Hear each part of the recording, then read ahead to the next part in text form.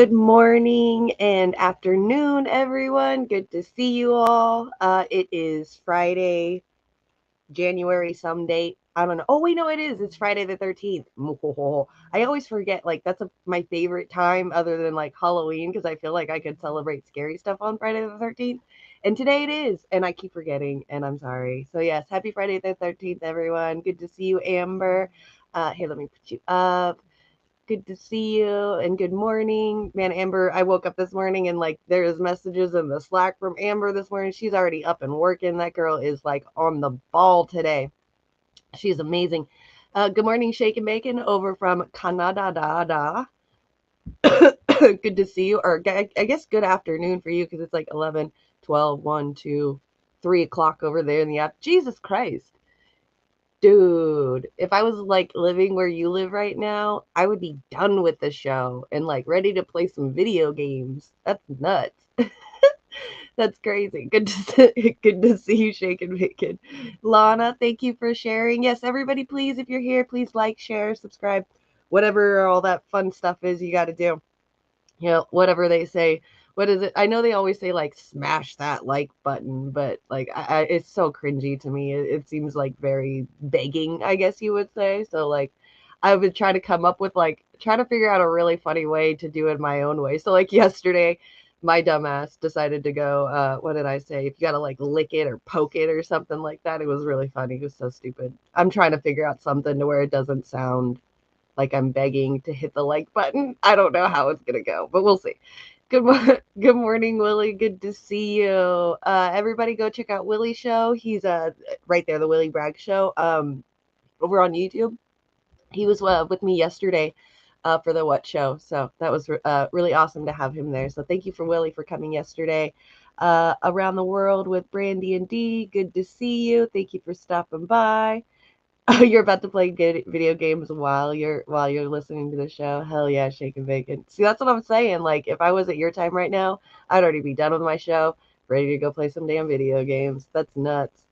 But like, I'm over here in California, and I've like barely been up for an hour and a half. Like, probably about an hour now. So, like, fully awake. I don't know if I'm fully awake yet, though. Good morning. Oh, good morning, Warren. Good to see you. Okay, you guys are all saying hi to each other. Let me bring in my guest for today. So, I don't know what we're going to be talking about. I have no idea yet. So, this is going to be a surprise for me, too, and I'm excited. So, let's bring on the magnificent Sherry. Good morning. Hi, Jimmy. How are you doing? I'm good. Okay, good. I can hear you. I was like, oh no, I can't hear you. Yesterday, I've been having audio issues. So, No, it's I had it on mute okay. um, Okay. before I got on. And how was your Christmas and your New Year's? It was good. It was good. I actually got to I didn't really want to spend time, with the fam, but like with my parents and stuff, but it ended up being really nice. The kid got she sent my kid had sent me a list about a month and a half, maybe 2 months before Christmas. So we were able to pretty much get her whatever she wanted. They were all like simple. She wants to start learning dance, so it was like yoga mats, leotards, that kind of stuff. Yeah. Oh, that's Um, cool. yeah, and then my family, we do because there's like too many of us grown-ups now. Like all of us kids are all grown-ups and we have our own kids now. So be having to buy presents for everybody gets too much. So we do the white elephant gift, which is a lot of fun. I ended up getting those like colorful knife sets. They're like different types of knives, but they have like this layer on top of them that make them all different colors. It's supposed to keep them Hmm. sharp or something. I got those. I was so excited. My sister brought them, and I'm like, I'm going to get those. Those are going to be mine. I'm going to steal them from somebody. Somebody's going to lose something. So it was pretty awesome. And then New Year's was good. We did the whole New Year's Eve live stream all day that day. So that was really nice. The end of the night ended up sucking really, really bad, but I just turned off everything and hung out with my kid and pretty much just fell asleep. So that was fun. So how was your Christmas and New Year's? Christmas was great. We had the kids. The kids were over, and well, Laura's still here, but and we just had a wonderful time. And a small tree, but it was a nice tree. And Right. hey, Amber. Yep. And then New Year's Eve. Well, actually, I was part of the show, but we also, just hung out. Sarah actually was off with her boyfriend, but it was just nice and low key. We watched some movies and just had a nice time. Good. So, Good. did you That's ever get awesome. that package I sent you? No, I still haven't made it to the post office yet. Oh, I'm okay. still waiting. It's so hard. Plus, with all the storms that we've been getting, going to the post Yeah. office is like practically none not doing that right now. I'm pretty sure our mailbox is over full with mail right now. So, yeah, no, I have not. I think the only thing No. that actually come to the house is my kid ordered something from online and it actually showed up at the front door yesterday. So, Hmm. which doesn't happen very often around Hmm. here. So, Hmm. no, not yet. I have not got it yet. Actually, I don't know. Are we going to be going to the post office at some point? Maybe. Maybe. Okay. We're gonna See, meet the lumber. it's so hard because we live in the mountains, and our post office from where we live is about 2 towns over. I'd say maybe 3 towns Oh, over. wow. Yeah, Yeah. that's a long So ways. it's a good like 20-minute drive just to get to our post office. And Mhm, because we've had all these storms up here, we've had the mhm. two bomb cyclone atmospheric river things or whatever. It's Oh, just no. nobody is because Caltrans up here isn't really doing too much. They got like a new manager, so they're kind of being a little lazy on taking care of the roads and making sure people are taken care of. So we've lost more people falling off of the cliffs of these mountains in this year alone than the entire time I've ever lived up here. I've never heard of so many people falling off the edge because they don't have their snow chains on, because there's no Caltrans right where the snow starts with police officers saying you need to put your snow chains on. So people are just coming up, not understanding, like we were saying yesterday, flatlanders, not understanding that you need snow chains Mhm, and, just kind of hitting some black ice or a mhm. really slippery part and falling off the cliff. I even saw some videos up here of people who have front wheel drive that were putting their chains on their back wheels. Like they're doing the opposite wheel of the one that's, Mhm. running the car. Yeah, So, yeah, it's just the lack of knowledge. People just don't understand. And yeah. when you don't have, the people that do understand and are here to help out there to help, then that's just Mhm, what happens. So I don't drive anywhere. My husband mhm. actually was does work for Caltrans, so he was one of the people that was out there yelling at all these Facebook groups around town and going to Caltrans manager, and he actually ended up getting a hold of like the Caltrans CEO in Sacramento, which is like way up north, like far away from us, to see about why there's a lack of anybody out there taking care of people. Like it's been the last couple of weeks have been like a hoopla drama when it comes to being able to travel in these mountains at all. Mm, At all. no, So that's a yeah. shame. No No. getting mail for me. So all my bills can wait. They're gonna have to wait. It's Well, that's horrible. not something. I mean, that's something you can understand. Yes, yes, absolutely. Yeah. And then my Who husband's wants to right pay now that? meeting with the landlord because yesterday we lost a retainer wall in our front Oh yard. So, no. yeah, I woke up yesterday to like this huge, loud crashing right here in my bedroom window, which is right Mhm. here where my front porch is. It's not even a porch, it's just like a little walkway with two retaining walls. And I heard this loud crashing. So I went out there and I checked it out, and the bottom retaining wall had fallen down. Now, we were looking at it yesterday because we were trying to clean up all the extra stuff so that way the workers and stuff could actually pick up these boulders because they're super heavy. We were looking at it yesterday, and it looks like because it's a little walkway, we don't have a garage. We had set up a couple of spare tires right there, a toolbox, and a twin size mattress that was like all up against that wall, so that way we can walk back and forth right there Mhm. through it. And when the retainer wall fell down, all it did was knock all those things Oh towards onto no. my house. Uh-huh. I swear to God, my toolbox, my bed, and those tires saved my house. If those things wouldn't have been there and that wall had just fallen, there would have been all kinds of like bricks and rocks and stuff, not only in my bedroom, but right here in my bathroom as well. That it would have Wow. totally knocked out the wall right there. Wow. So it's nuts. And I was thinking because I don't think we're gonna. There's a tree that was like there's like a retainer wall and then like a little Mhm. step path and then another retainer wall. And Mhm. on that little step path, there's a big tree. And that tree, now that the retainer wall fallen, you can see all the roots, and that tree is starting to tilt towards our house. Oh So no.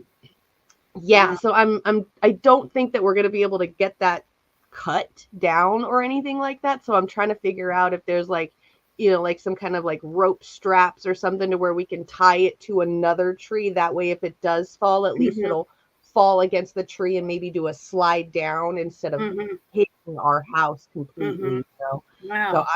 I'm trying to figure out something for after the show today. That's what I'm going to be doing, is trying to figure Uh-huh. out how to save that tree, because our next big atmospheric weather or atmospheric river big cyclone bomb thing that we're getting again starts either tonight or tomorrow. So we've Oh got my more storm coming. goodness.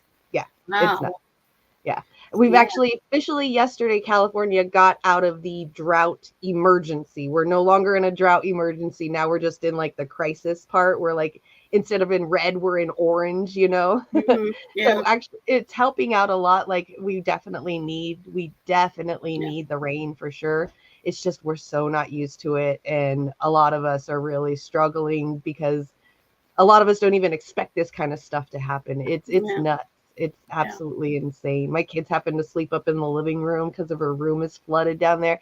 It's wild. Mountain living is Wow. not what anybody expects it to be at all. Yeah. Yeah. And then having a more or less desert climate, that Right. also, Yep. because you have so much dryness, and then all of a sudden when there's rain, it's almost like a monsoon sometimes, Yep. and it makes it hard to control. So, Yeah, yeah. it's been wild. It's definitely, I mean, it's mountain living too. So I have to respect it and I have to enjoy it because this is part of all of it.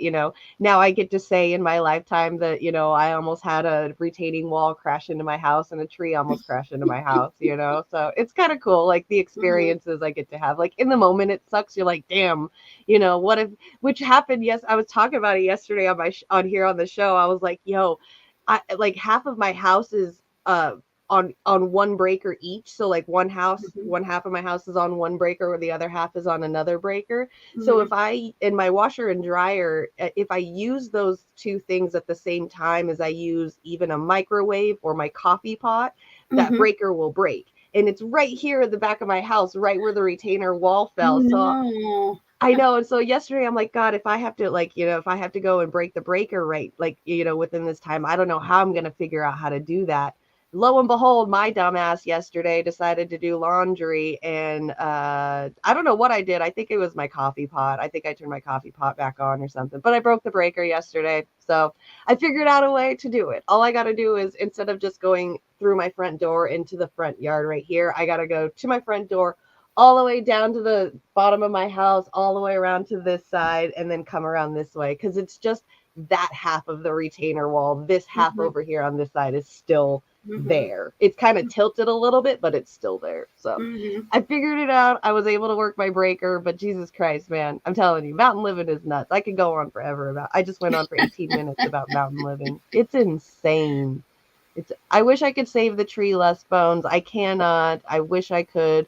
The roots are already out. You know what? Actually, I think I might get a hold of maybe the county of San Bernardino and see, instead of cutting the tree down, if there's a way that they can, because the roots are already sticking out of half of it, if they can just yank it out all the way and take it somewhere else and replant it. I don't know if it's a possibility. I've never heard of somebody doing that, but we have really good Forest Service people, and one of my buddies works for the National Forest Service up here. So Hmm. I'll just ask him, and out of curiosity, to see if it's even possible. Because I do Yeah. that is really smart, Les Bones. I do want to save that tree. I kind of feel bad that it's like dying right now. Poor Les Bones. He's all crying about the tree. Jesus Christ. Have you ever lived in those kind of situations? No, not in the mountains. I've lived in like kind of wooded areas quite a bit, but not actually in the mountains. I think John would love to, but we just haven't ever had that opportunity. So Yeah. I'm in the suburbs right now, suburbs of DC. So Oh, okay. Okay. uh, I just deal with traffic. Yep.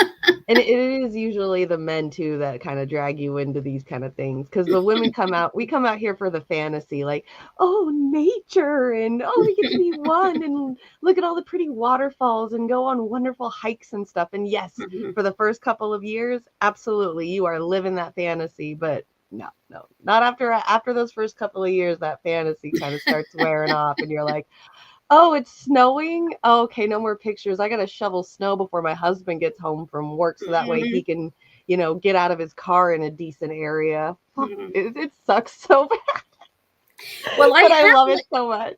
I have lived in the Finger Lakes. I lived in Iowa, um, and they get a fair amount of snow there, but it can be very cold, and even if even if there's not as much snow, you can have times when the snow is, I mean, when the temperature's so cold that the snow that you do get doesn't melt. Right. That happened in my first year that I was at Iowa State, and it was an eye opener. And then we moved to Finger Lakes area of New York, and there you get the lake effect snow, the same kind of, basically it blows over the Great Lakes, just Yep. picks up more and more accumulation of moisture and kind of dumps it Yep. once it Yep. hits land. Absolutely. So Yeah, we get the same that's thing. Yeah, that's yeah. crazy. Yeah. That's so funny because not a lot of people know about the lake effect snow. Mhm. So Mhm. that's really Yeah. cool that you know about that. Yeah. Yeah. Yeah. Yeah. Also, It it's was. animals too. Animals are crazy because you come out here thinking like I'm gonna be, Snow White and I'm gonna be able to talk to deers and little birds are gonna love me, and then like you get your first real experience of a raccoon who's about to whoop your ass because they're not afraid of you. They just want your trash. And you're just like, oh, you're gonna kill me. Oh, okay, okay. Or a skunk too, like, oh, I'm about to like have the worst time of my life for the next 2 weeks, Mhm. sleeping in a tomato vinegar bathtub. Thanks, bro. Thanks. This is amazing. I thought it was gonna be like Snow White, and it ended up being like I don't even know what's that hunter guy, a crocodile hunter. It ended up Oh, being way worse than I thought. Crocodile Dundee. Yeah. It was nuts. It was nuts. All right. So do you have anything that you want to talk about, or are we just going to go through some new stuff? Well, I had a couple of things that I All wanted right. to talk to you about. One thing is what I did right um, a few days after the New Year's is I went to the it's called the Allied Social Sciences Association meeting, and it's basically the big meeting event for economists. And so I went to that, and it was very interesting because I went to some different sessions. I There were quite a few sessions on market power, and so that's very interesting because market power is becoming more and more, of an issue. And one of the papers talked about uh, uh, um, a cartel that existed in the pharmaceutical industry for pharmaceutical companies that do generics, and it was really very interesting. They had this company Tiva. They hired a woman who had been in the industry for a long time. She had a lot of connections, and they hired her because they wanted her to develop a strategy to increase prices on generics. And so she came on board, and she basically made a list of the people that she was had relations, that she had known in her work life, in that job, in her previous jobs, and how friendly they were or weren't to her. And used that as a basis for forming like a coalition and a cartel, and they jacked up the price of a lot of generics. They were arrested. She, I guess, is, from what I understand, she's being currently undergoing prosecution. There are people that are in jail, but it just goes to show, you got to really really be careful about this stuff, because generics are supposed to reduce prices. But what happened was they were, they were selling generic drugs basically at the same prices that that monopolies were charging back before the drugs went generic. And so another good example of why we need to, maintain, uh, we need to keep an eye out for market power and, these things companies can do, Right, because yeah, because left alone. recently there was a news thing about how Pfizer was wanting to start selling the Cofifi vaccine for 29 times higher than the original government price for it. Yeah, and this is like years after, like, well, they're saying, taxpayers' money paid for these vaccines, so, it should be free and they shouldn't be, and now they're charging, which it to them, yes, that makes a great point. Like, oh, now you're charging us for something that we helped you and allowed funding for you guys to have. So, Mm-hmm. yep, that's what they do. Well, they're not the only ones. Look how much we pay for internet. Yeah. Look how much money Jeff Bezos makes, and Yep. the government funded the development of the internet as well.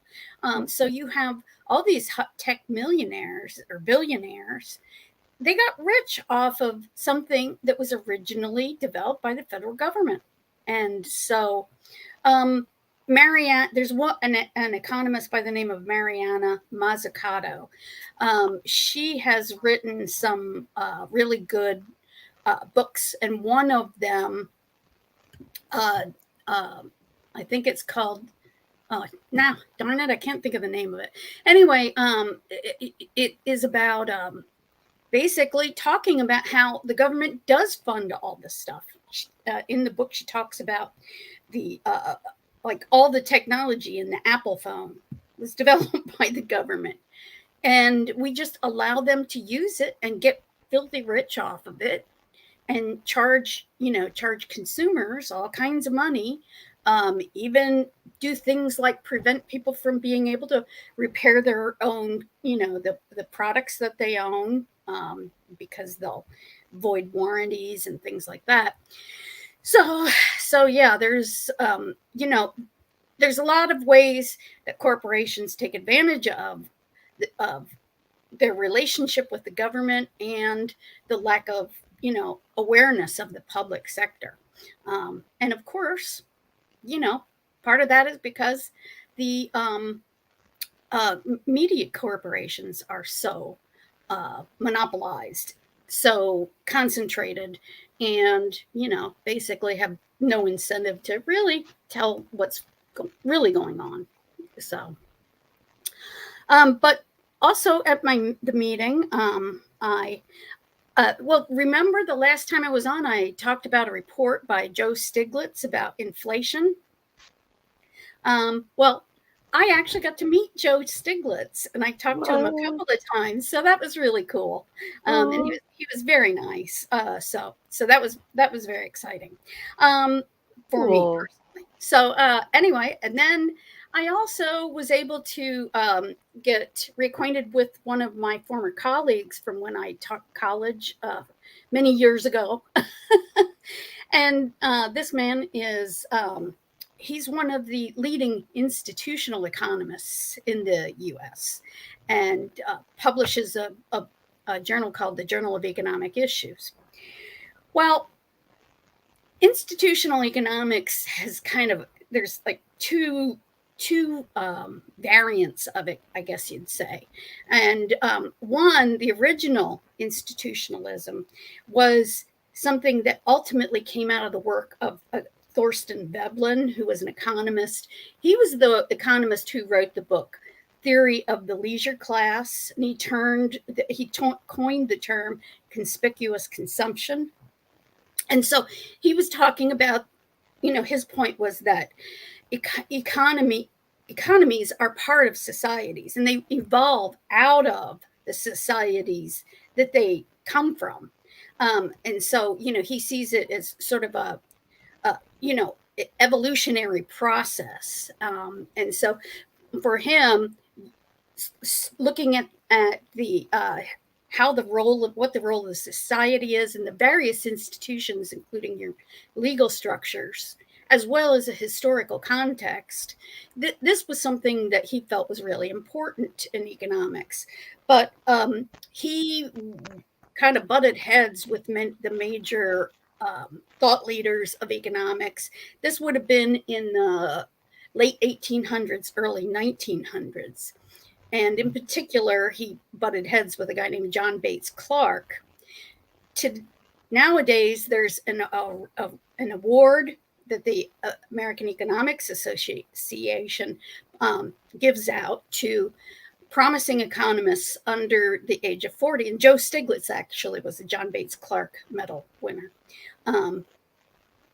John Bates Clark was one of the people who really he developed a lot of the marginalist analysis for the theory of production.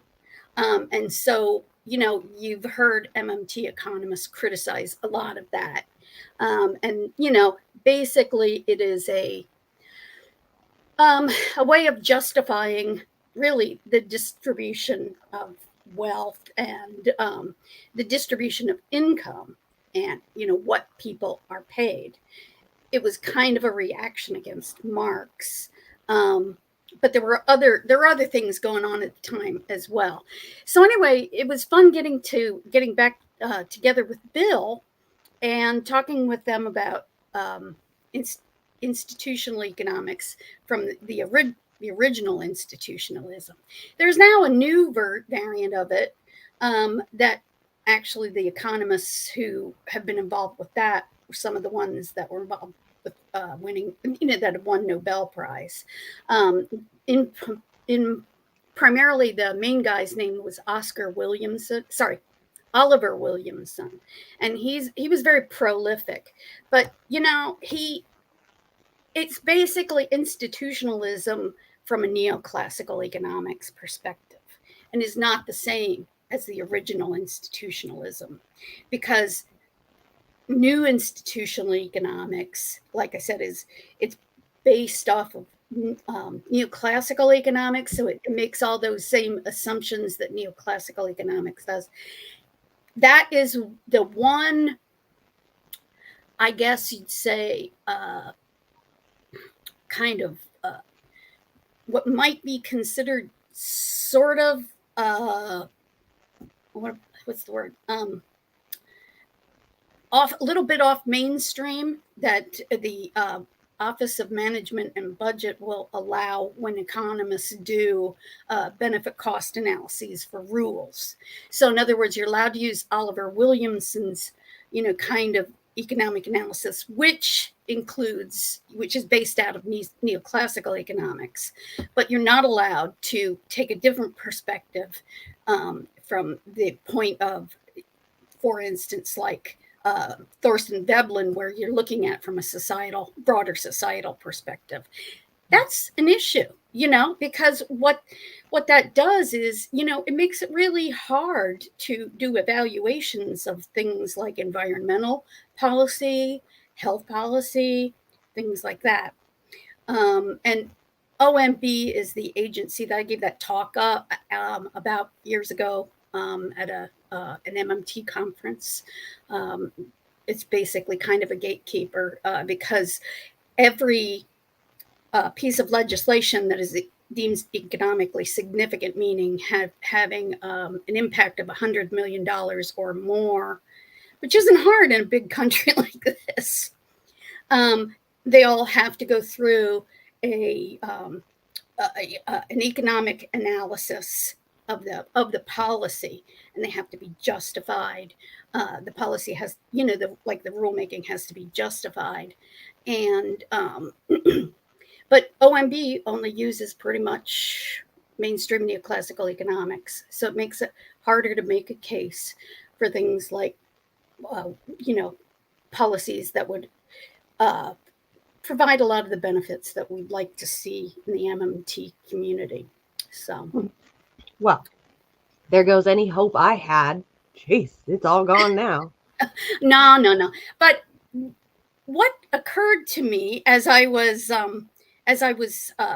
talking to the institutional economists is I thought, and I this is not a done deal or anything. I have to propose it to the KRTD, uh, you know, uh, uh, collaborators that I'm thinking about doing an interview series with original institutional economists. So I would interview various institutional economists.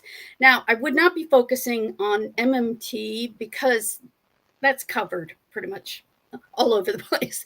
Right. This is really kind of a broader conversation about economics and sort of a direction it didn't take, but you know, but should have.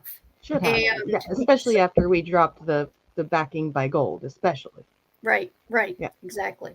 Yeah. So hopefully I can get that up and running. It'll probably be a little while, but if I can, then I think it'll be an interesting That would be series. So. fun. That would be so much fun. Asking them the hard questions.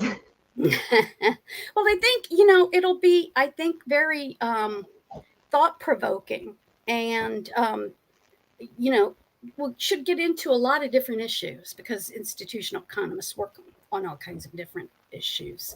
So anyway, but I think it's also it's a way to help people understand more about economics. Although maybe the mainstream hasn't taken this route, it doesn't mean that it won't have more of an influence. And more importantly, it's about helping people to understand what is going on, and especially the institutional economists, original institutional economists. They're under a lot of pressure from academic institutions, the hierarchy, because these are things that are harder to publish in. It's harder to get a lot of grant money and things like that. But it's a valid point of view, and so I'm hoping that we at KRTD can do a good job of presenting it. Oh, Absolutely. And I think you have really, really good, awesome idea. I was telling Shane recently too, like when it comes to new shows this year, if we're gonna get some new ones, like quality, not quantity. I don't care how mm-hmm, many shows we have. I just want to mm-hmm, make sure that they're good, open-minded, thought-provoking, mm-hmm. not censoring, not closed-minded, Right, free thinking. Free right, thinking is a very big thing. So yeah, right. I think Yeah. you I think you have a really good idea. I haven't even heard that yet. Are you gonna bring it up to the meeting this weekend? Yes, I will. Yes, I will. I Ooh. have to look to see how to do the proposal, but also, yeah, the institutional economists are really, they're really committed to getting the word out, and I think that the few that I've talked to are really pretty excited about this, and hope to see it as a as an opportunity to get more discussion and broader thinking Mhm. with respect to economics. So. Right. There was a guy that was on an MMT panel the New Year's Eve show. I don't remember his name, but he really I was like super shocked at like and impressed with this guy. I think it was like the Riz or the Ritz or something like that his name is. I Mm-hmm, can't remember, but he was really good too. Like there's some new faces that is coming into the MMT world that mm-hmm, is finally giving us that layperson's mm-hmm. uh, explanation that we've all been Yep. needing and waiting for without having to hear just some angry white dude behind his camera screaming learn MMT, so Yeah. it's Right. really, really nice to see this new crowd coming in. Yeah, yeah, yeah. I think this should be a really good opportunity, and I think it should be a good learning experience for everybody. Yep. And there was a discussion at the ASSA meetings within the institutional economists about trying to get the word out more about institutional economics because people don't realize that there are alternatives. And there's alternative ways of thinking about these things that actually are valid and are grounded in a lot of the classical economic thinking, and take a more holistic approach. And so anyway, Yep. I I love it. think that should be fun. Heck yeah. So the other thing is, I talked about a couple of things in the past that I finally got around to getting some pictures of. And so I thought I'm going to go ahead and share my screen if that's okay. Mm-hmm.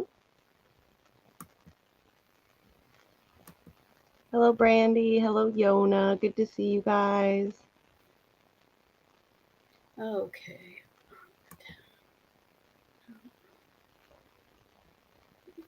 I'm sorry, I'm looking for these.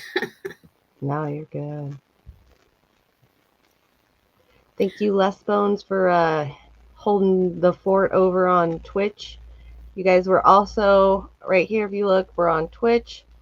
You guys are obviously on YouTube, and then we are also on Rockfin today as well. I decided to go up on Rockfin too, so we are there also. Oh, we've got somebody in the comment section over on Rockfin. Oh, never mind. It's a bot. Something about smartjobs.com. Never mind. Just kidding. I thought it was somebody who was telling us about their situation. It's like, I am making $165 an hour working from home. I was greatly surprised at the time as my neighbor advised me she changed into averaging 195. However, I see the way it works now. I experience mass freedom. Oh, I experience masses freedom now that I'm my non-public boss. That's what I do. And then it's got the website right afterwards. Oh, I'm sorry, Angelia Joan. Oh. Okay. I brought this screen up, but I think here we go. I gotta add it, and then you Okay. can take over. Go for it. Okay. There's two basic things I wanted to get at today. This is slide one of them. Okay, so this is a graph showing the distribution, well, showing the share of the federal revenues paid in taxes. Okay, so in other words, of all the federal taxes that were paid, what this graph shows is that in this one particular one, it only shows us the payroll taxes. And so that would be Social Security, things like that. And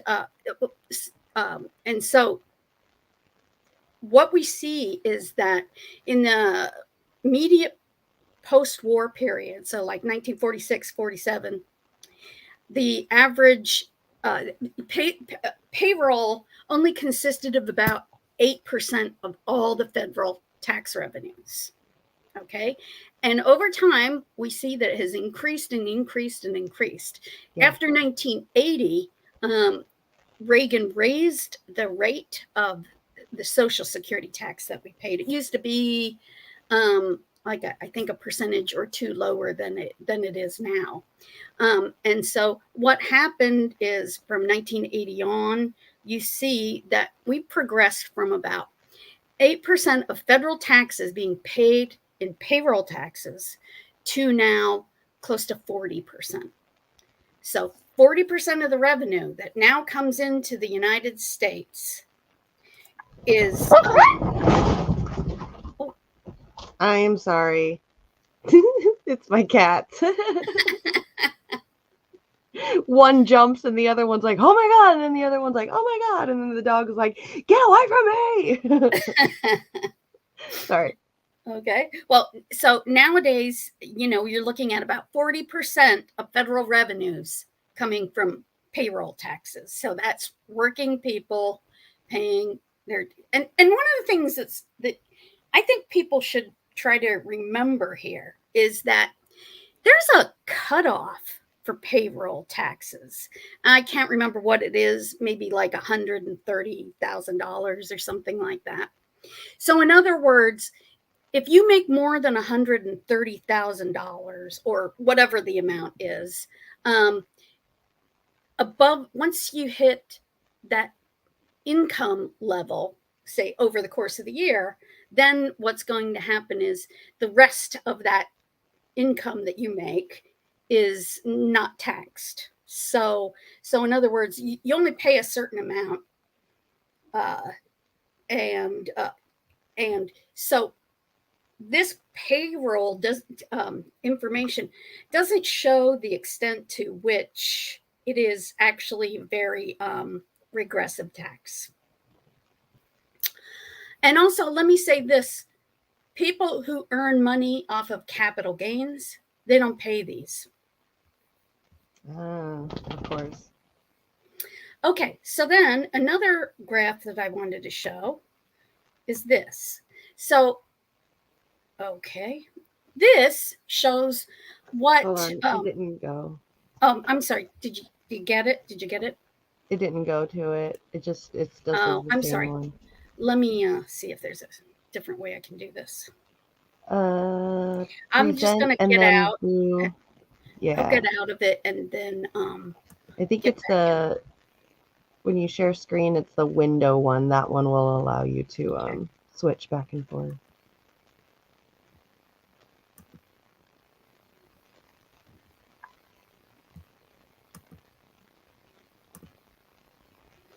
P-Stub asks how much are taxes for shareholders' income?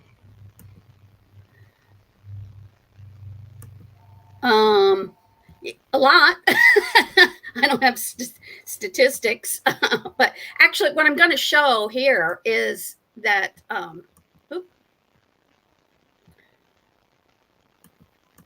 Okay, can you see that this new graph now? No, it's not presenting. Okay. Or it's not showing up at the backstage yet. Just block their screen. Okay, I'm sorry. No, you're good.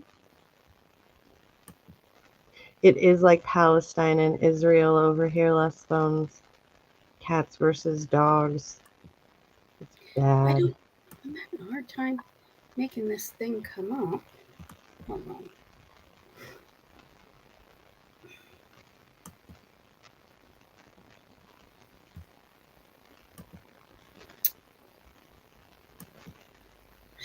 Darn it. Application window. All right. I'm sorry about this. You're good. Just kind of incompetent at these things. That's all right. How's everybody in the comment section today? How is your Friday? Do you guys have any plans for this weekend? Anybody?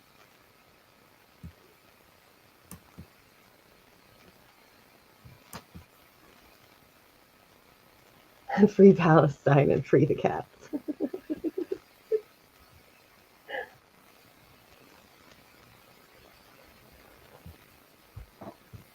That's right. I think it's the cats that are winning around here, actually. Poor lady is outnumbered for sure. What's up, Odin? I got Miss Izzy. She's so cute. What's going on, Izzy? Yeah, Friday the 13th. That's right. That's right. The dogs are Israel in this situation. Oh, they turned 16. Jeez. Kids, man. Kids these days. Not doing a show until midnight. Okay, you're doing a midnight show. Your time. Yeah. Oh, because you don't want to do it. Ah, because of superstition. Okay, that makes sense. That makes sense. Yes, yes. I know, right? if anything could go wrong, it's gonna go wrong today because it's Friday the 13th. But I do love this holiday, or it's not even a holiday, but I love it when this happens. I like just sit around and see what happens. I'm pretty sure something's gonna break today. I'm pretty sure of it, or my kid's gonna like do something, or Izzy's gonna attack me. What's up, Izzy? It's Izzy. What's up, kitty kitty? She's so cute. You say hi, Miss Izzy? I'm just gonna leave it open. We got the other cat over here looking right at her too. So they're doing a stare down right now. Her and Odin. Huh, Odin? You guys doing a stare down? Yeah? They're so cute. You're sitting in the sun in Arizona. Oh, you're so lucky. Yeah, we got a little bit of sun, but it's definitely got some cloud coverage going on. They're your babies. Aww. Murphy's Law was actually codified on Friday the 13th. Sherry knows the statute.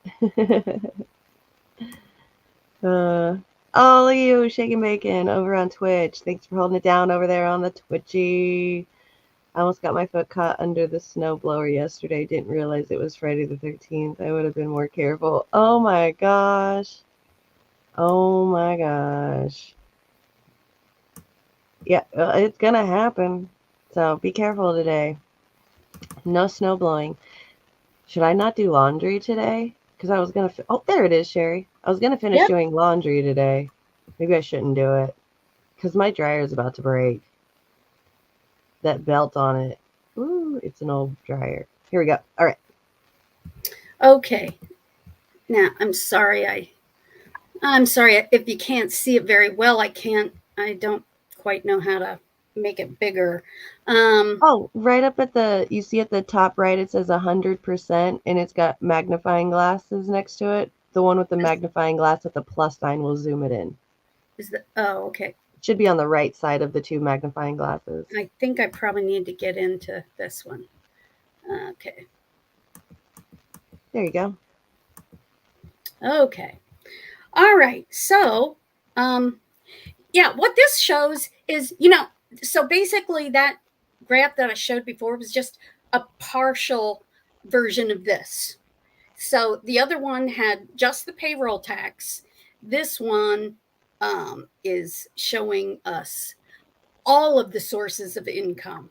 And what it shows is that, historically, individual income taxes have been the bulk of the source of revenues for the federal government. And but we see that it has gone up some. So over time, it went from about 40% to now about 50%. But at the same time, as I said before, as we saw before, the payroll tax also went up. So basically, right after World War II, basically about half of the federal taxes were being paid by individual income taxes and payroll taxes. So workers, these are labor taxes. And at that point in time, I think it was about 32, 33%, just after World War II, of the income, of the federal taxes came from corporate income taxes. Now it's about like 8% or something like that, 7 or 8%. And also we saw about I'd say 18, 19% immediately after World War II, almost, 18, 19, about 18, 19% was paid in the form of excise estates or other taxes. And these are basically taxes that are either paid by corporations or wealthy people. Yep. And it looks like both of the corporate taxes went smaller as the individual ones got bigger. Yep. Yeah. And so basically what you have now is as opposed to about half of taxes being funded by workers, now it's more like about 80%. And I'm just ballparking. I don't have the specific numbers right now, but basically, yeah. So which one got up to 80%? Oh, Of the I'm sorry. colored one? Yeah, so if you add up the individual income taxes and the payroll taxes, actually it's more than 80%. It's somewhere between 80 and 90. I'm not quite sure exactly. But it's so the bulk of federal tax revenue comes from individuals and workers. Yep. And corporations and excise taxes and other taxes typically paid by the wealthy are Small as heck. Yeah. Oh my gosh. Seeing it in a visual is insane. Yeah. Like, because you hear that all the time, you know, corporations aren't paying any taxes and we're paying all the taxes and stuff, but seeing it is, wow. Wow. And the thing is like, that's not the way it used to be. Right. So over time, corporations have been able to pay less and less and less and less taxes. That is what you get when you live in a country where basically lobbying, essentially bribery, is illegal. Is legal. Right. And that's what the purpose of lobbying is. Even Trump admitted it when he was being, debating Hillary Clinton. I guess, and both parties are in on it, so it's not, they just there's some differences in the types of groups that fund one party or another, but they both get money from banks, insurance, financial interests, things like that. Right. And okay, so then there was another graph that I wanted to show you. Now, if I can find it. There it is. Okay.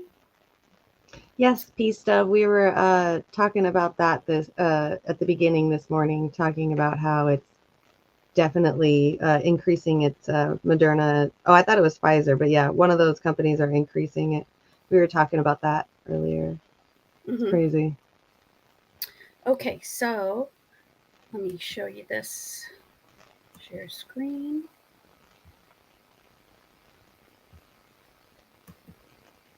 Okay, can you see this graph? Not in the background yet. All right. Oh, okay.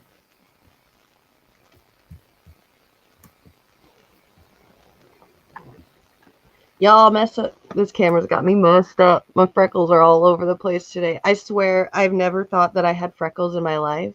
Never, ever once in my life until I got this camera a couple of weeks ago. And I swear this camera has given me freckles. That's all I'm saying is this camera is giving me freckles. I don't have freckles. I don't know where these freckles are coming from on my face. Oh. Not supposed to be there. And then I got this one really gigantic one right here. Like, it's huge. So now I gotta... Yeah, I'm sorry. Right here. Go ahead. You do Pulling see it up. Yep. Okay, great. Okay, so this is the graph that I've referred to in the past, and it is a graph that shows the gap between what workers are capable of producing. So productivity, the productivity of labor, and what they are being paid. Okay, so now what happened was, this data really only started being accumulated right after World War II. So that's the period that we start with. And what we see is for much of the post-World War II period, up until 1980, wages and productivity tracked pretty well together.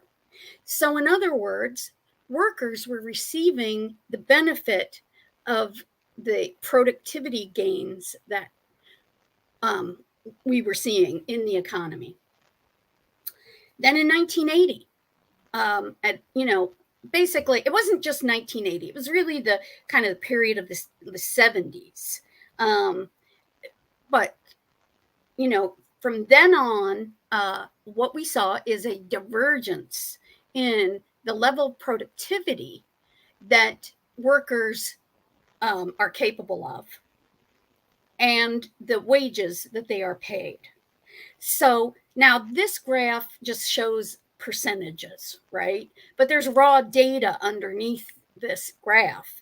And that gap between the dark blue line, which shows productivity, and the light blue line, which shows wage rates, that difference is basically worker productivity that was essentially given to the capitalist class um, because they could get it because we stopped enforcing a lot of our labor laws, things like that, you know, uh, and and you know corporations have they've been lobbying. They get a lot of breaks and regulatory regulatory law, things like that.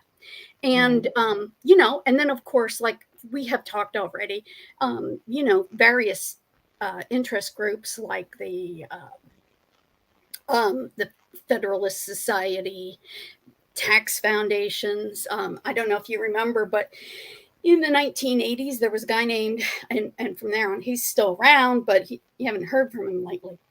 A guy by the name of Grover Norquist, who created this tax pledge, and he what he did was he tried to get, and he did it with the Republicans, tried to get legislators to pass a no tax or no tax increase or tax decrease um, le- legislation. And so this was this guy's. I mean, he's a wealthy guy.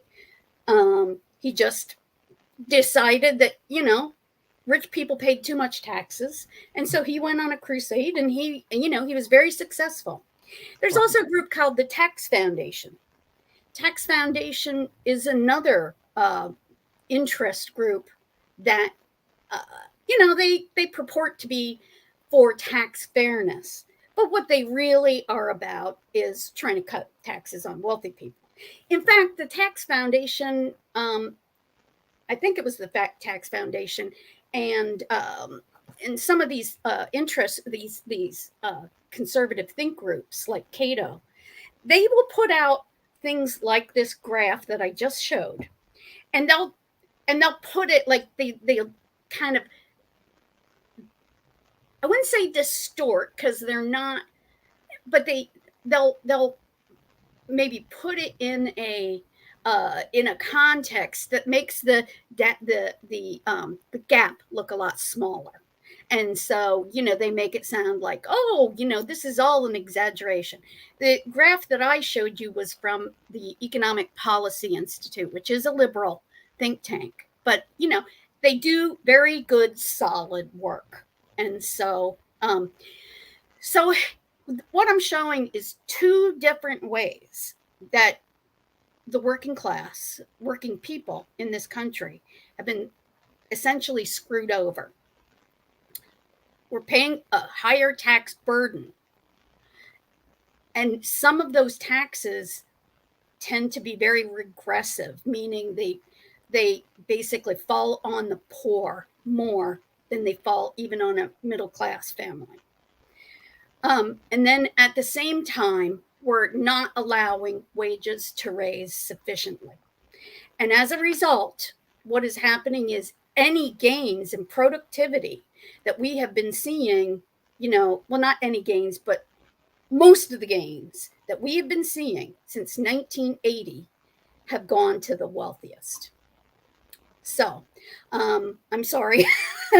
No, you're right. You're absolutely right, and you're preaching to the choir. And it goes along with a lot of stuff that's been going on in the news today or recently too, especially with the Republicans taking over the House and the new rules and stuff that they want to pass, especially bringing down the debt ceiling and cutting funding for social programs, things like that, all in the guise of protecting our future. So. We got Sam in the comment section. He says he loves you, Sherry. Oh, I love you too, Sam. I miss you. I know. Hopefully we can chat again sometime soon. And also, another point I want to really reinforce is that there are so many of these interest groups, like the Tax Foundation, and the Cato Institute and Heritage Foundation, and but yada yada. And of course, activists like you are familiar with that, with these organizations. But I just wanted to kind of remind people that you got to really be careful at the data that you look at, because these organizations try to manipulate it. They may not necessarily be telling telling something that's saying something that is false, but they may and very well do cast these things in ways that help them push their agenda. And so, anyway. Yep. Very true. And that's why I'm here to help. That's right. Kind of get through all this stuff. That's right. So, anyway. So, is that enough dismal science for you today? Yeah. Oh, that's awesome. Are we done? Are you done already? Well, actually, I was thinking I probably need to get off, but is there something you wanted to talk about? No, I can keep going on with the news when you get off. Okay.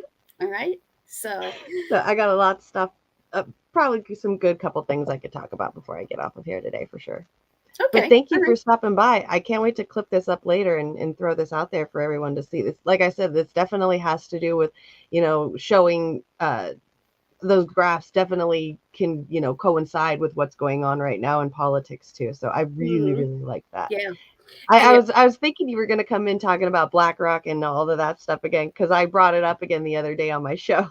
Oh yeah, I heard about that. Yeah, because Larry Fink is wanting to invest in Ukraine. Yeah, it's nuts to me. And we were just talking about it right before too. Like, I swear the universe is wild to me. As soon as some guy or somebody gets introduced, like I start seeing them everywhere, and I'm like, damn, Sherry was right. Like this guy's got his toes in everything. Just pretty much the owner of the world. Actually, the very first session I went to at the ASSA meetings was a session that was put up by the Union of Radical Political Economists, and I'd never gone to one of their sessions before. It was very interesting, and one of the people, it was a woman, and I can't remember her name offhand. I'll have to look it up. She gave this presentation and she was talking about the financial sector. And it was unbelievable because she showed a bar chart of assets under management for these various institutions. And BlackRock was way, I mean, like, JP Morgan was like, and so it was mind-boggling when you saw that. It's like these people own the world. They own everything. Yep. And it's crazy because not a lot of people understand. They just, like, I'm not trying to understand Larry Fink. It's more of a warning, if anything, but nobody even understands. They're like, oh, he's just some evil, corrupt guy. But actually, no, like, I guess supposedly he's super paranoid of like anybody doing anything that has to do with his life. So that's why he starts buying up and investing in all of these things is because of his paranoia, which then that's something wrong with his mind, and he needs therapy, not giving him unlimited amount of money to buy everything that he wants to control everything. Yeah. So. And the thing that's really almost evil about it is that my federal retirement money is in BlackRock. So federal employees, all of our retirement money was represented in that graph, plus a whole lot of other people. It wasn't just federal employees. We're just a small part of it. But, much of what this institutional, corporate financial stuff, much of it has to do with retirement savings. And so, basically, we're all really forced into that system because the tax law says, you know, if you want to put money aside for retirement, you have to put it in an acceptable regulated financial entity, and and these assets. And so basically they've been able to become gatekeepers, so that if we want to when we want to retire, if we want to save for retirement, they're the only option. So we can't, I mean, it's really unfortunate because we don't have choices like, can I invest in my community? Right. You know, you can invest, yeah, you can invest in, say, green energy, but you go do it by investing like in a mutual fund that specializes in, environmental, and those kinds of things. So Wow. Which you can't even trust anyway either, too. So yeah, yeah. right, exactly, yeah. um and so anyway, yeah. Wow. But this is all about learning, so people Right. can understand what they're dealing with, because we've been up against really smart people who've gotten like a 50-year head start. And the Yep. only way to win is, I think, to play at their game, and so that means get smart too. Yep. I agree. That's actually a very good way to end it off. Thank you. Okay, see you in 2 weeks, Jimmy. Absolutely. You have a good day. Okay, bye-bye. Bye. Look at there. There we go. All right, you guys. I got some stories that we can talk about. Before. Oh, I wanted to watch the reality of inflation with Fidel Kaboob and activist MMT podcast with Sherry. Darn it. All right. Of course, I forgot to ask if she wanted to watch. Of course, I did. That's okay. That is okay. That is okay. Let's see. What is going on? Speaking of, this is like a couple of days old too, so we'll see. We'll see how this goes. But speaking of corruption and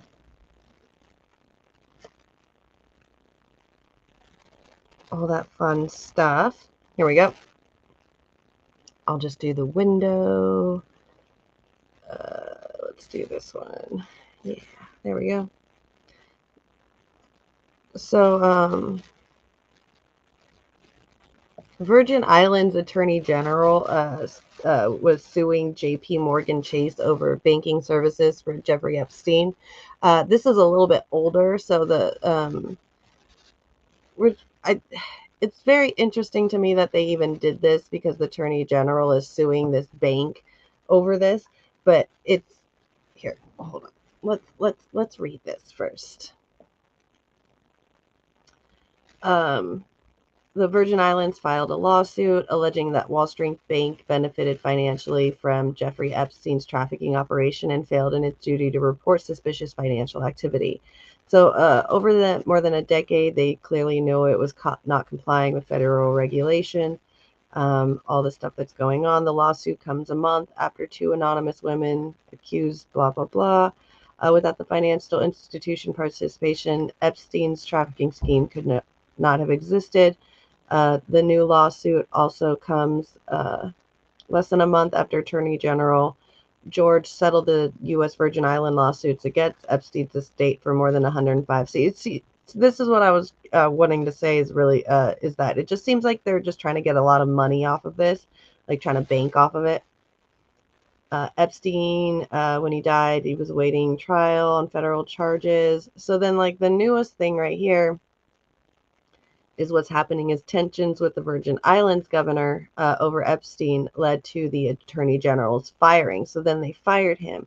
So Denise George, who led a 3-year investigation into the activities of Epstein, was fired recently. So there she is right there. This is the woman that's been suing JP Morgan and all that, sounding like she just seems like she just wants to make some money off of it. Anyway, the former attorney general recently secured $105 million settlement from the estate of Epstein. Was recently fired following months of friction between her and the U.S. territory's governor over the handling of the investigation to the disgraced person, according to brief on the matter. George, the former official, was dismissed by Albert Bryan Jr., the governor of Virgin Islands. Kitty, you're funny. On New Year's Eve, 4 days after her office sued J.P. Morgan Chase in federal court in Manhattan for its dealings with Epstein. The timing of Miss George's firing fueled media speculation in the Virgin Islands, and beyond that, the suit against J.P. Morgan was the immediate cause. But people briefed on the matter who were not authorized to talk publicly because Mr. Bryan's office did not give a specific reason for Miss George's dismissal, said that there has been tension between the two public officials for a while. See, so it seems like there's just some sneaky stuff going around with that. It was partly tied to Mr. Bryan feeling that Miss George didn't keep him apprised about the investigation in a timely manner. One of the people said, attorney generals aren't usually required to inform governors of lawsuits they intend to file. Miss George did not address the speculation, but defended her decision to sue the bank and the work her office had done to make sure the dozens of women who were victim of Mr. Epstein's sexual abuse as teenagers or young adults, were appropriately compensated. I stand firmly in my belief that the lawsuit I filed against J.P. Morgan in our pursuit of justice must continue, she said. No institution, organization, or person should be off limits, no matter how wealthy or powerful. Yeah, but I want to know where where is this money going? Like, is it going to her personal bank account? While the actual victims aren't getting any justice whatsoever. So Richard Motta said in an email statement that the media reports indicating that JP Morgan lawsuit as the reason are not entirely accurate. In a November interview following his reelection to a second term, he said he intended to make some changes in his cabinet but didn't name any officials. During her 4-year tenure, Miss George led a wide-ranging investigation into the activities of Epstein. In November, her office secured a hard-fought settlement with his estate that will return at least $505 million to the Virgin Islands, where the poverty rate it's not going to go to the poor people. It's higher than the U.S. national average. The territory stands to take in more money depending on the sale price the estate can get for Little St. James. Miss George had also subpoenaed some of the wealthy men who did business with him, including Wall Street billionaire Leon Black. Mr. Black paid Epstein $158 million for tax and estate planning services in the years before Mr. Epstein was arrested. The lawsuit accused J.P. Morgan of facilitating and concealing wire and cash transactions that should have raised suspicions that Mr. Epstein was engaging in this stuff. But the lawsuit contends the bank essentially turned a blind eye to Mr. Epstein's conduct because it was profitable. Right. While, the sex work industry can't even get a bank account. Gotta love the freedom. J.P. Morgan, the largest bank U.S. bank by assets, was Mr. Epstein's primary banker. Miss George's investigation was complicated by the fact that Mr. Epstein had 2 decade-long relationships with the Virgin Islands, both as a resident and as a businessman. Mr. Epstein contributed money to local politicians, and one of his foundations donated to local schools. His business there received several lucrative tax incentives that allowed him to avoid paying tens of millions of dollars in taxes. Woo! If Epstein was doing, you think anybody else isn't? Before becoming governor, Mr. Bryan was the chairman of the Economic Development Agency that had awarded lucrative tax benefits to one of Epstein's companies. Oh, Governor, Mr. Bryan. Sounds like you're not any better. The Virgin Islands Attorney General as in everywhere else in the United States, is required to prosecute or pursue legal action for violations of the law and to serve the people, said Miss George said in her statement. Doing the job of the Attorney General should not be incompatible with holding the job of Attorney General. There is no indication that the Virgin Islands will move to dismiss the lawsuit against J.P. Morgan. They'll probably continue the lawsuit just to make that money. Very interesting what is going on over there. It just seems like a lot of rich people are trying to benefit off of the death of a horrible rich person while the actual victims get no justice whatsoever. As usual, as per USA. Tends to happen a lot. All right. I got a recent story that actually is very, very, very new. It is what do you call it? I don't know what to call it. It's not for kids, not for children, I guess is what you would say. Not for children, right? Yeah, I think that's what it is. Just within the news is going to say it really quick because I'm about to show it, but just within this year alone so far, I mean, I think we're on like what, day 13 of 2023. The Los Angeles Police Department has already murdered 3 people, which, you know, goes to just show that even in a blue state, in a liberal area, it still has a lot of problems. A lot of problems. So we'll get onto one of them after we watch this news stream with a guy, a man, a teacher, a father named Keenan Anderson. But here is the story about how brutal LAPD is already acting in 2023.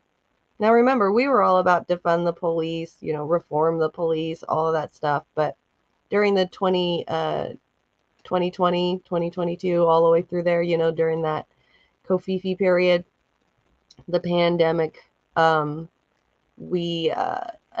believe from what I was hearing is the LAPD had taken a lot more of the relief money than they had said they were going to, while people out here just suffered. And that's, at least one of the many branches of reasons why there is poverty, extreme poverty, especially in Los Angeles. But here is, how the police officers treat regular people too. Under fire for a lethal start to the new year. 3 suspects have already died and families have questions. Eyewitness News reporter Rob Hayes tells us Chief Michael Moore released video today saying that he wants everyone to see what happened. LAPD off to a violent start of the new year. 3 cases its officers handled last week ended with dead suspects. This afternoon, LAPD Police Chief Michael Moore releasing body cam video from those cases. The use of deadly force is a last resort in this organization. In the first case, officers were called to a Westlake home. The man there, 40-year-old Takar Smith, said to suffer from schizophrenia and had a restraining order against him. The video shows officers shot him as he threatened them with a butcher knife. But Moore says he has questions about how his department handled the family's initial call for help. At no point during this call was our mental evaluation unit called for assistance or support, or one of our system-wide mental assessment teams, also known as SMART. The next day, LAPD officers. So they were SMART is the mental teams. They come out for mental health calls, which that one at least was a mental health call, and they ended up killing that man. So yeah. From Newton Division responded to a man who threw a metal object at a passing car, then threatened the driver with a knife. When they arrived, that man, Oscar Sanchez, went into an abandoned building, then confronted officers with a homemade weapon. The body cam video in this case blocked by a police shield the officer was using. Sanchez is observed holding a 2.5-foot long metal makeshift spear and advanced towards the officers. An officer-involved shooting occurred. That same day, an officer responded to a traffic crash near Venice Boulevard in Lincoln. The man who caused the wreck, Keenan Anderson, was running around in the middle of the street and acting erratically. When he resisted arrest, he was tased and taken into custody. Moore says paramedics checked Anderson out at the scene and took him to a hospital, as is protocol after a taser incident. 4 hours later, though, Anderson developed problems and died at the hospital. Los Angeles Police Department Forensic Science Division did a blood screen. On Mr. Anderson's specimens, they tested positive for cocaine and cannabis. But the 3 deadly use of force cases are drawing criticism. Anti-police violence protesters. And there they go, villainizing a guy again. Cocaine and cannabis. So, that's not alcohol. That's not, oh my gosh. Like, the villainization of people, especially people of color, when it comes to the LA Police Department, man, they're fucking hate them. Fucking hate them. easily been avoided. We have mental health workers that respond to mental health crises. They don't need cops with guns. Right. Chief Moore says he expedited the release of those videos so the families and the public can see exactly. I don't know why I guess he's trying to incriminate himself. But here's the actual police cam video of what happened. Because, you know, you can only find this stuff on Twitter. So, you've seen the footage of the last guy? Yeah, here it's right here. Yeah, I got it up. The police tased him over 30 seconds and they killed him after he was restrained. Right. They had him tased for 30 fucking seconds. It is statistical fact that your heart can only take 15 seconds. He was exactly shaken. The news was running cover. It's what? Yeah, of course, because they're running cover for these freaking racist police departments, especially the ones out here in LA. Man, California, welcome to a liberal state. No different. Sorry, YouTube, for cursing so much. All right, here's the video of the guy. Now let's watch this. So they're saying that he caused an accident. This guy, he like caused an accident and then got out of his car. But just the way that he's talking, like if you've ever, you know, I don't know, like I'm not saying like been into conspiracy theories, but you know, if you've been into conspiracy theories and you know, you listen to people when they say stuff like this because there might be something going on instead of automatically thinking he's like on drugs and is a crazy person, you actually just listen to him. Maybe they've got something to say. Maybe there's something going on. You know, this guy seemed very paranoid. And then the things he was saying after he was being restrained and tased was real stuff. So why is it that all of a sudden he's saying real stuff when he's being held down, but then nobody's even looking at what's going on beforehand of what he's saying? You know, it sounded to me like he was worried that somebody put something in his car, like a bomb, or somebody was watching him. And then it's crazy too. Like they never even asked for, when we watched this, they never asked for his ID. They never asked for his name. They never did anything. But the police officer was calling him by name when they were telling him to calm down, when they were tasing him. How do they know his name? Like, what if this guy was, you know, maybe he is paranoid, but maybe he was some, you know, people were going after him. Let's watch this. Side here. Get on the street. Hey, stop right there. Get up against the wall. I'm sorry, I didn't mean to. Get up against the wall. Please, sir, I didn't mean to. Get up against the wall. Get up against the wall real quick. Please. Okay, Please, hold on God. a second. Please, Hold on sir, a I didn't second. mean to, sir, please. Hold on. See, I didn't mean to. Maybe I didn't mean to get into the car accident. Maybe he's freaking out because there's something going on in his car. He said he, you know, he didn't mean to have the accident. I'm sorry. Mary 156. Show me code 6 on a TC not involved. Please. We're going to be Venice, west of Lincoln. Oh, my God. Possible DUI driver. I get additional units, please. Possible DUI driver. You hear this? Just automatic, no empathy for the guy whatsoever, nothing. Just, I need backup. This guy's under the influence. Just automatic threat to these people. Oh, I hate police. The car.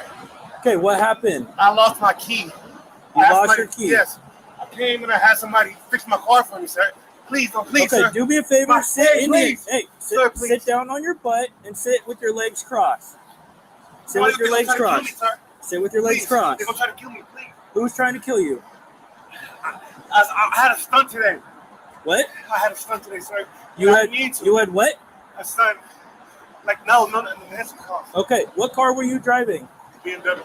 The BMW. They're trying to put stuff in my car. Who's trying to put stuff in your car? They're going to try to. Please. Stay down for me. Hey, please. Hey, stay please. Here. Stay here. Sir, I need some water. Please. Stay here. I'll get you some water here in a second, okay? Please. Just have a seat up against the wall there, yes, okay? Have a seat against the wall. Sir, have a seat against the wall here. Everybody got to see me, sir. Have a seat against the wall over here. I want people to see me. Sir, okay, you can sit right there then. If you want to be seen, sit right there. You hear that? Sit right there if you want to have somebody see you. Please. Okay? Please. Just sit down for me a second here, okay? Please, look, sir. Sit down for me. Sit down. You're putting a thing on me. Sit down. I'm not putting anything. Come here. Sit down over here. Please. I don't want you in the road. Please. Come here. I don't want you in the road. Come here. Please. Come here. Please. Come here. Please. Please. Come here. that is a point where he said he should have felt, okay, he does not feel comfortable with me. I need mental health professionals, not back up, not get angry, not start using your gun, not start doing all that fun stuff that he's about to do. Should have just called for backup. This guy is not doing okay. Now! Get down over there! Turn over on your stomach right now! Turn over on your stomach right now! Turn over! Yes. Turn over! Yes, sir. Over on your stomach! Get over on your stomach! Hold on. Okay. Please, sir. Please don't do this. Look at it. Please don't do this, sir. Please.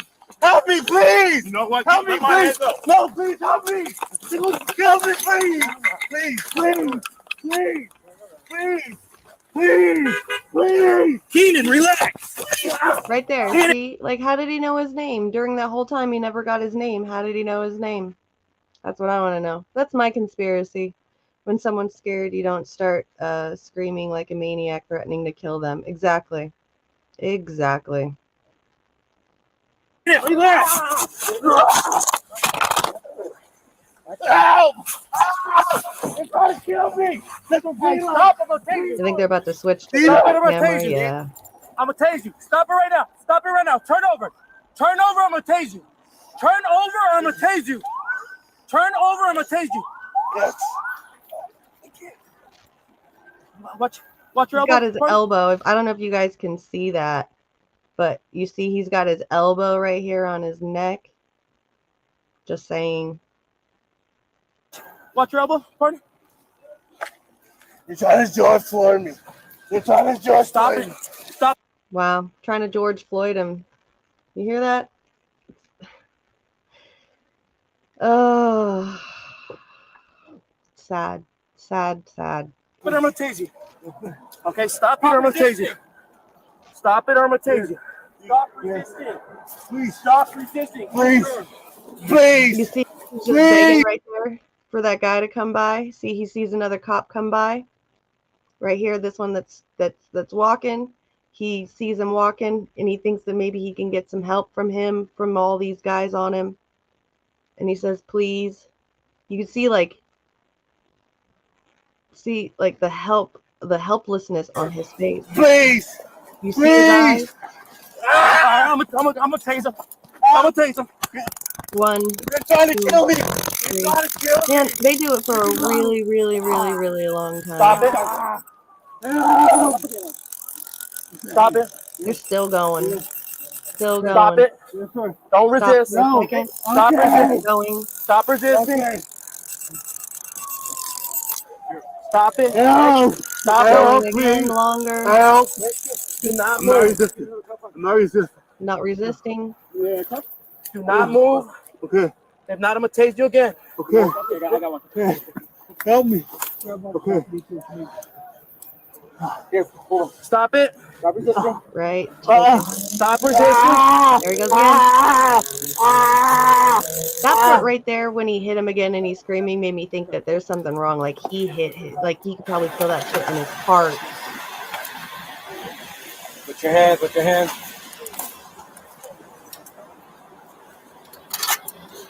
There he is. Barely even conscious. Look at him. Just head tilted down. Totally submissive. Totally gave up. Yeah.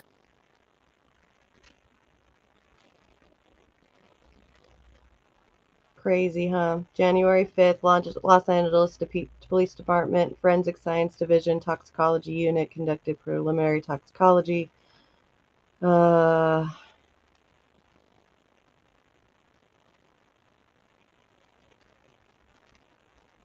don't know if you guys have ever, had cannabis and cocaine together. It doesn't make somebody like that. Like, it doesn't make it doesn't make them all super paranoid and stuff like that. So there was something, there was something going on. There was something there. There was something happening. And these police just don't have any, especially the LAPD. They have no empathy whatsoever for people. Absolutely none. As long as they can meet their quota and feel like they're, the big good guys, then that's all they care about. So it's really sad to see that kind of stuff happen. Just like they say, just another statistic. It's really sad. Really, really sad.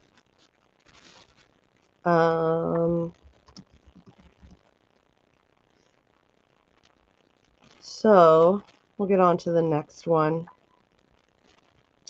This one's a little bit older too. So about a week and a half ago, let me put that down. So about a week and a half ago,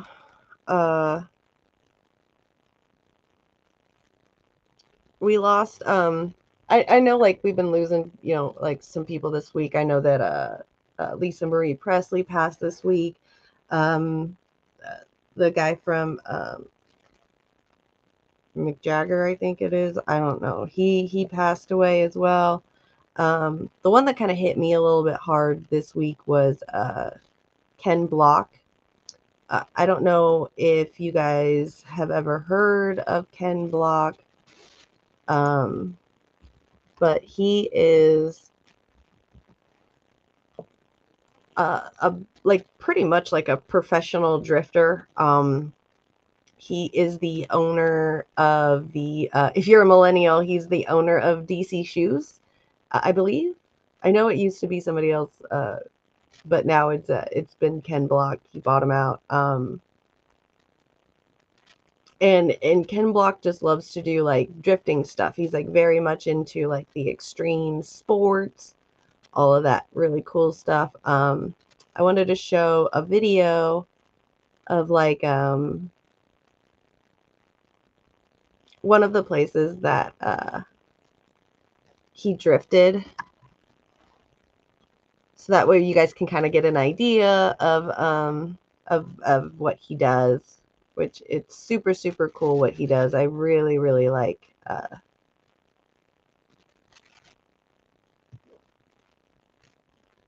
his drifting stuff. So this is Ken Block right here. And so he does these drifting cars. I'll turn the volume down. You don't need the volume to be that big. There probably is going to be some kind of like, TOS of the music or something. So yeah, exactly. Rest in peace, Ken Block. Yeah, really, man. Yeah, exactly. That was one of the ones I was going to show, was that one video, those videos. But I really really like the San Francisco one too. So this guy, man, out here in San Francisco, there's like some crazy spots, and they just give him like the town to drift in.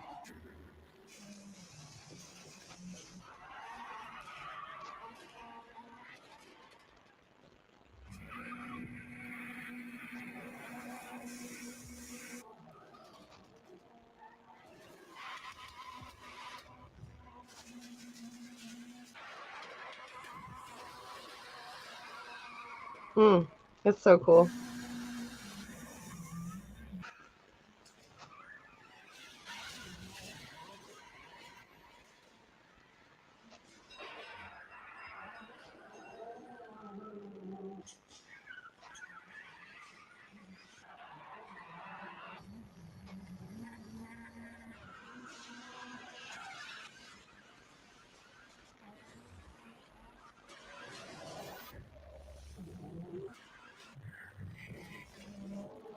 This guy is just insane. The control that he's got, it's wild.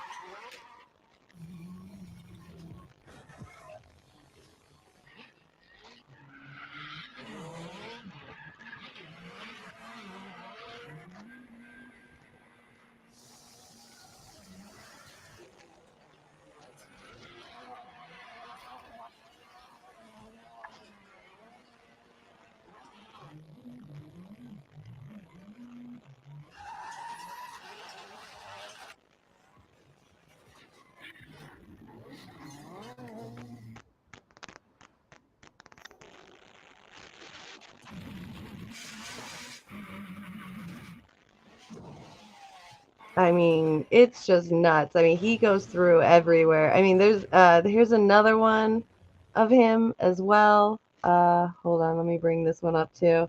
Man, this guy is just a freaking legend when it comes to drifting. So here's him in Las Vegas. Let's see, there we go. I believe this is an electric car as well, too. Exactly, Sam. Yeah, the car was an extension of his being. The control that he has on the car with the clutches and the sticks and oh my god, just look at that. Like he literally just did a 360, barely losing any speed whatsoever. He is just a legend.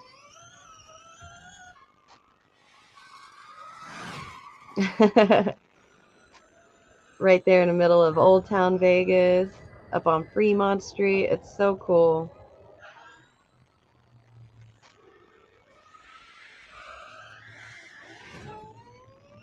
Usually those roads right there are just packed with people.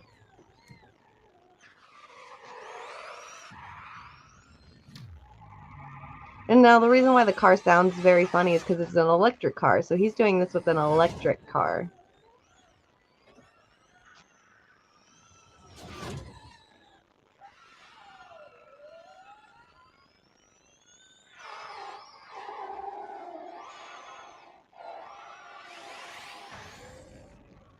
Oh, wow.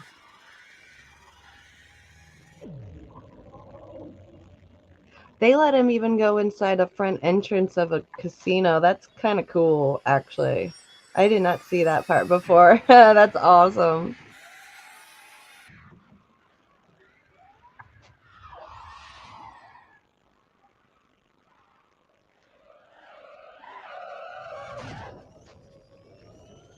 That looks like they did it again, too, right here.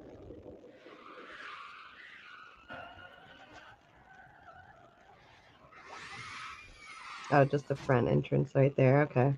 The valet parking. Still, though, like this guy, man. Okay, so as you can see, this guy is just super talented when it comes to this stuff. And obviously, as you could tell just by the way that, you know, Vegas opens up and other places open up their, you know, their areas for him to do this, that this is just what this guy does, you know? It's so cool. That's like the main middle section of Vegas right there, pretty much. So that's so neat. But like all, you know, like all legends, they usually go out in ways that are, you know, completely unexpected and has nothing to do with, you know, what they do professionally. It reminds me of kind of like the crocodile hunter, you know, what happened to him. So Ken Block did pass away about a week and a half ago at 55 years old during a snowmobile accident at his home. So here is the news about that. And doing stuff at a very grassroots level and trying to grow a company. We make cool stuff in a cool industry. Race car driver Ken Block has died following a snowmobile accident in Utah. He was 55 years old. I don't know, I've been really lucky in that way that I like really rich content and I like making really in-depth stories around athletes doing rad stuff. That's just an amazing feeling. Block, who co-founded the skateboard brand DC Shoes, shared this photo to his Instagram story hours before his death on Sunday. He captioned the image, "Sketchy and snowy drive." Block often shared videos of himself snowmobiling to social media. I grew up on the weekends going up into the mountains, enjoying just the mountains themselves in the summer and then the snow in the winter. And in a statement posted to Facebook, the Wasatch County Sheriff's Office said Block was on a steep slope when his snowmobile upended, landing on top of him, and he was pronounced dead at the scene. I knew I needed to just drive conservative, drive clean. Now the sports world's paying tribute. Tony Hawk shared this pic to Instagram when the pair went snowboarding in Utah a year ago. Hawk writes, "Ken was a pioneer with talents that transcended our world, bringing skate fashion into the mainstream and helping legitimize rally car culture through his peerless driving." The skateboard legend adds a video of Ken from that day, and sadly, Hawk says it was the last time he saw his friend of 3 decades. Ken dropped into unknown territory with speed, grace, and confidence. Thanks for showing us the way. In recent years, Block was best known for motorsports. There it is. And videos of his exploits racked up millions of views on YouTube. The first time I got in a race car, I absolutely loved it. And it was everything I dreamed about as a kid, you know, driving for the first time. It was incredible. And I was like, okay, when do I get back in the car next? Like, I was hooked. Block's company, Hoonigan, shared a statement following his death. Ken was a visionary, a pioneer, and an icon. And most importantly, father and husband. Block is survived by his wife and 3 children. Sad news. I know. It's, oh my goodness. Like, we were super in shock when we found out about it. We were not expecting it. Yeah, as you usually don't expect it, of course. I mean, why would you expect something like this to happen? But yeah, it was just really, you know, it sucks because it's always something that, you know, it's never the thing that you would think that would take them out usually. You know, it's something completely different, like, you know, with the crocodile hunter, and it ended up being a stingray. So it's just really sad to see him go, because now we're not going to get any more cool, like, drifting videos, you know, like, it's really sad. There was also, I believe, let me see if this is even decent. I'm pretty sure it's just like pictures and stuff. It looks like they had his funeral for him. Let me see if it went, you know, how it went. They had a memorial car meet for him. That's awesome. Ken Block's daughter's emotional farewell. There's a lot of people on YouTube as well is like really trying hard to get views off of this.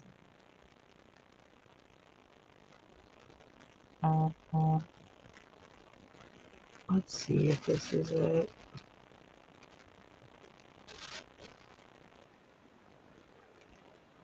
I'm like trying not to get us in trouble. Oh, there we go. Age of 55 in a snowmobile accident close to his ranch in Woodland, Utah. Block was riding in the Mill Hollow region when his snowmobile overturned on a sharp incline and fell on top of him. According to the county's sheriff's department, the scene of the collision was sealed off, where he was also pronounced dead. Ken Block had won 6 times in global rally race across rally and 23 times in local US rallies, and was best known for his Gymkhana web video series that he used to post. He was first made to promote DC shows and quickly went viral online and received almost 629 million views to date. Ken Block's most recent appearance was in the episode called Elite Kana from last October 2022. Right now, different people are having debates about his funeral or how it's going to be held, but according to reports, the family has not yet come out to give an official statement, but experts have come out and spoken that there's going to be an awake held for him, a public viewing, a memorial service, where a celebration of life will be held to celebrate his life and let his fans pay their last respects to him. However, I'll be updating you guys with any more updates about this. So yeah, it looks like they're planning on having one. There's also it looks like X Games did a tribute to Ken Block, which I think is really sweet of them to do. I mean, most of rally was really the fact that the cars jumped and slid and raced through all sorts of conditions, from rain and snow to mud to the deserts of Africa, you know, crazy icy roads in Monte Carlo. It's just the variety and the style of racing that it is that really attracts me the most. You know, back when I was a kid, I dreamed about being a pro skateboarder and later a pro snowboarder, a pro motocross rider. And I never had the talent. I was good, but not good enough. So I always wanted to be involved in the industry. And in the early 90s, I met Damon Way and ended up starting DC Shoes and got to work with some of the greatest athletes in the world, from Danny Way to Ricky Carmichael, Travis Rice, Travis Pastrana. So Yeah. it Travis really was Pastrana, an yeah, he amazing was working with experience like just all the working high with end some of the greatest athletes in those sports in the world.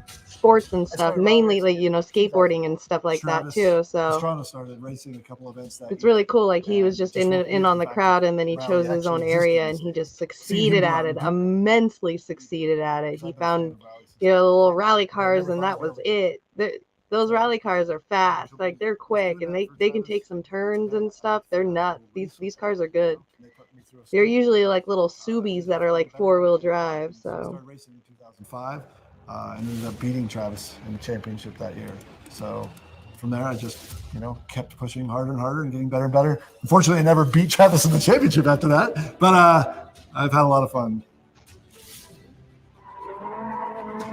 My most memorable X Games moment. I actually have two of them. When Rally was out of the X Games, it was a really big boost for Rally in America. And when they brought it in 2006, it was really incredible being able to race against Travis and Colin McRae and be on the podium with them and come away with my first X Games medal, something I never thought I would achieve. It was just very cool. Colin was one of the biggest influences for me to be a rally driver.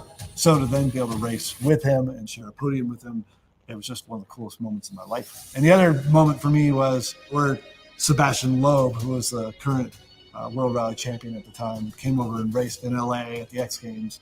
And I had actually qualified fastest. The front row is now Sebastian Loeb. Second row is blocked. And in the main event, I finished second, but I got a puncture early in the race. Smell the burning. And he's got a flat. He's got a puncture in the rear. Right, he has Jet. So I actually raced and got a silver medal that year on only 3 tires. That was one of the biggest moments, like mentally in my career, but also one of my coolest X Games moments as a competitor. It's one of those things that not many people get to, experience the things that I've gotten to do in growing companies and being, a top level athlete. So it's something I really, truly appreciate. Everything that I do, from racing to, the business stuff that we do with Hoonigan, to having a family and, watching and helping these kids grow up and be awesome humans. So all those things make quite a full life. And I'm just trying to continue to do them all at the best level that I possibly can.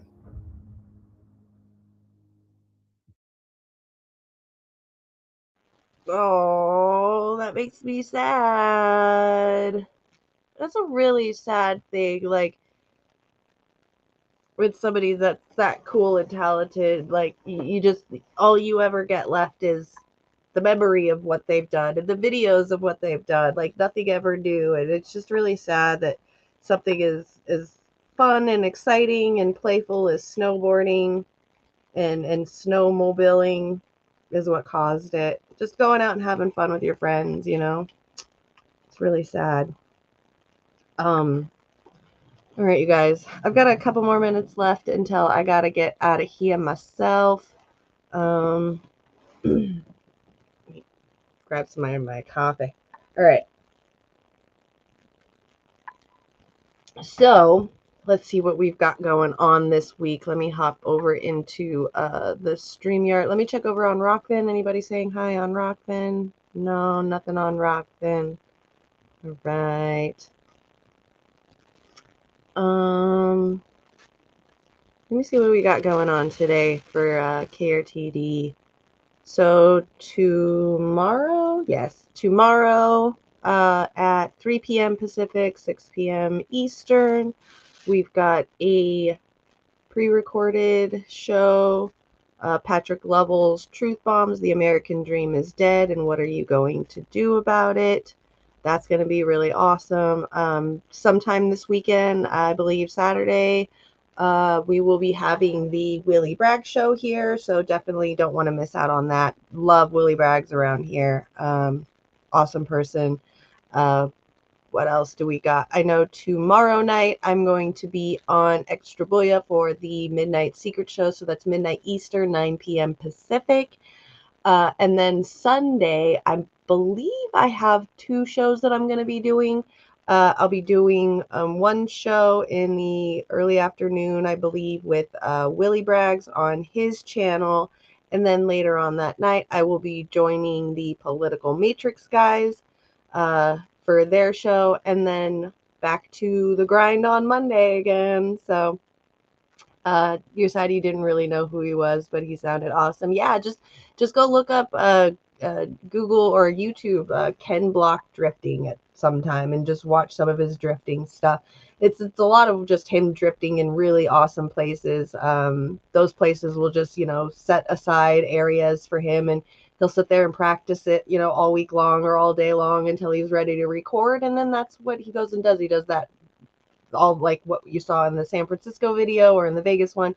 He'll do his one trip all in one swoop after he's done his practices, and then they'll record that and they'll release it, edited and really cool looking. So a lot of his videos are like that, and of him just drifting in really neat places. So he's an awesome person, definitely. But yeah, keep your eye out for the shows today. I don't know anything else. I'm probably going to clip this up because I really enjoyed Sherry's conversation earlier about how much of our taxes are actually being taken compared to corporations. So especially with what's going on in politics right now with the House and, like I was saying earlier. So definitely keep an eye out for some of the clips. Will probably be going up today. And that should be about it. I guess I'm done, and I guess I will see you all at some other time. I'll see you all this weekend on other shows, and then I'll definitely see you guys back on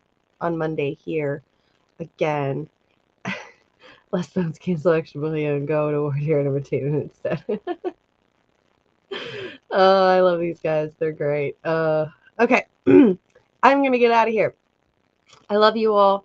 Thank you all for coming by. If you haven't hit the like button, please hit the like button. Share this if you can. Share whatever you can if you can. I don't know how this all goes. I don't know how to ask for things. I don't know what I'm doing with my hands, except for about to push the outro button to get the F out of here, because now I feel awkward. Okay. Bye.